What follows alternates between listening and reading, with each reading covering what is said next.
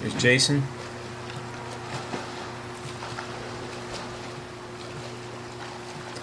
So, some good stuff going on with your stroke here. Get a nice long reach forward, so you're getting a lot of water with each stroke.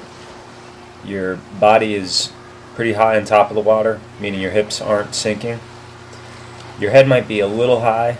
Notice how your head is a little high and your hips are a little low, but it's not too bad because you're getting some good speed. A lot of that speed's coming from your kick. You have a strong kick.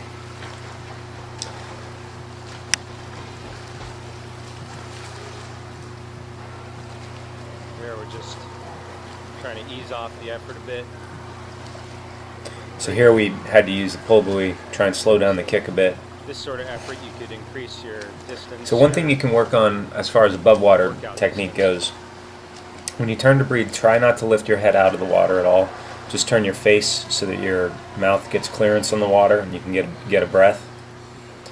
Another thing you could do is when you're reaching forward, say your hand kind of almost goes as far forward as it's going to go out of the water, enter your hand a little closer to your head, or a little, maybe, let me say that the right way, not so far in front of your head, not right in front of your head, but maybe a few inches in that direction.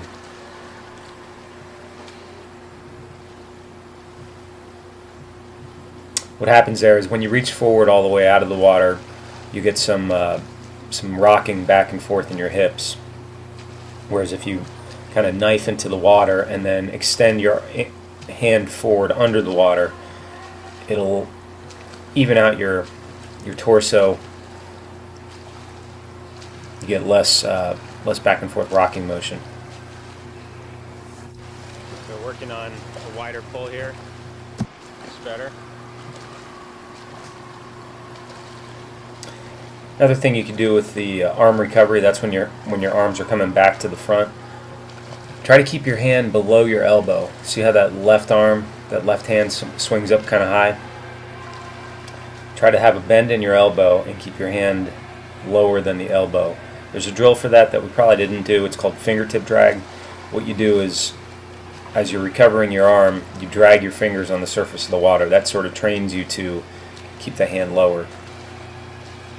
You see how your hips just rock a little bit side to side? That's because of that arm recovery, and that affects your streamline as you swim through the water. And the more streamlined you are in the water, the more efficient you are, the less drag you create.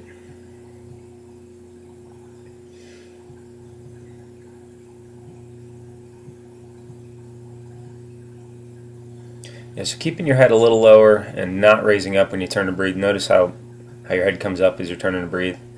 That's going to help some of that hip position.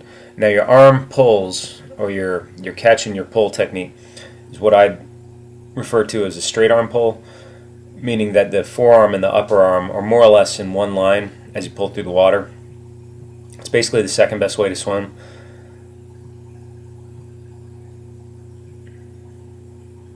The issue with that is that first third of the stroke doesn't really create a whole bunch of forward propulsion. It pushes your body up. Imagine you're pushing your arm down through the water, so your body's going up. You really want to pull the water back.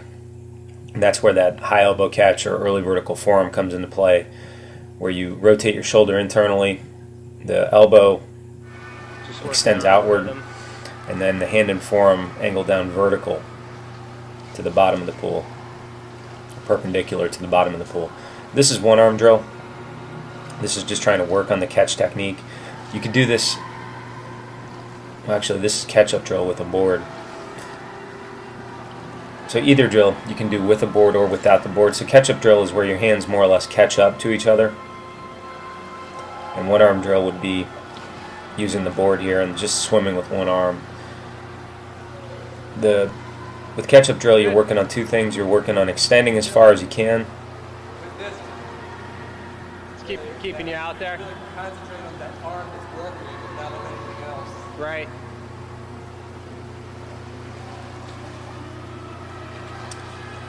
You're working on extending as far as you can, and then you're working on the underwater mechanics of the catch.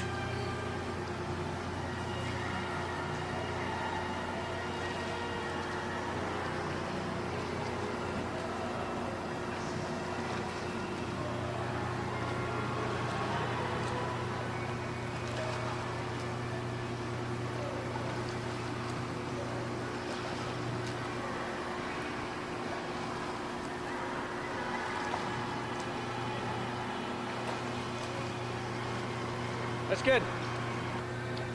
So working on one arm drill. And then this is one arm drill with the Focusing board. on, getting the high elbow catch, getting used to the rhythm of this drill.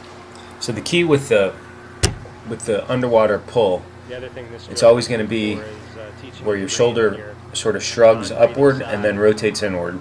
So the motion starts with your shoulder. That also helps extend your So you're lats. doing a good job of, Then you reach as exhaling far forward as possible. while you're facing That the extends your water. lat more. That's like Then you doing pull back. keeping You know, you bones, get a good, strong muscular contraction from the lat. The stretch on the lat actually helps you yeah, because just that give it a muscle shot. wants to retract. And then you push all the way through. Good. So that's These two really drills good for- and a doggy paddle drill. I don't recall if we did doggy paddle drill, but if you look up doggy paddle drill on the internet, you'll see some examples of that. It's basically just working on the first half of the stroke. There's some freeze frame shots at the end of this, so you get a kind of frame by frame view of your underwater mechanics. Very good. So pretty good extension, head's a little high, as you can see it's almost out of the water there, and then you start to pull. Upper arm and forearm are in one line here, so I'm referring to it as viewed from the side. So you would want that hand and forearm to angle down, but the upper arm would still be extended forward.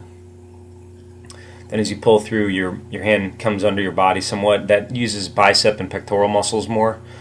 It's not necessarily bad. Most people can get a stronger pull just by using the lat, so keeping that hand and forearm mostly outside or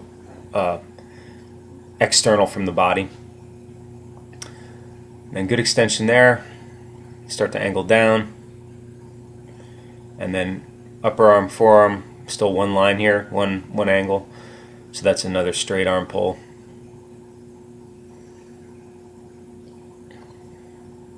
So these first, up to here, up to that point, a lot of that energy just pushed water down. Now you're pulling water back.